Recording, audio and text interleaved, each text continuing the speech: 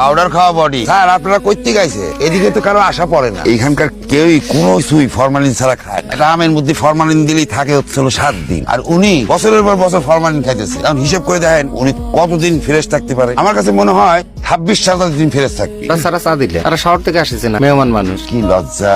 Sorry sir, powder চা দিতে পারলাম না। না, চা তো ভালো হয়েছে। আপনারা চায়েও পাউডার মিশিয়ে খান? স্যার আমরা তো সব জিনিসই ফরমালিন খাই, এই যেমন মনে করেন শাক সবজি ডাল ভাত, তাই না? হ্যাঁ, আবার ওই আচারে কিন্তু আমার সবচেয়ে বেশি ভালো লাগে, জানেন? তাহলে তো আপনাদের প্রচুর পাউডার লাগে। জি স্যার, আমরা না ওই খুব বিপদের মধ্যে আছি। স্যার আপনারা এই গ্রামে কিসের জন্য আসছেন? আপনাকে তো আগে কোনোদিন দেখি নাই। আমরা পাউডার কোম্পানি থেকে আসছি পাউডার সাপ্লাই দেওয়ার জন্য।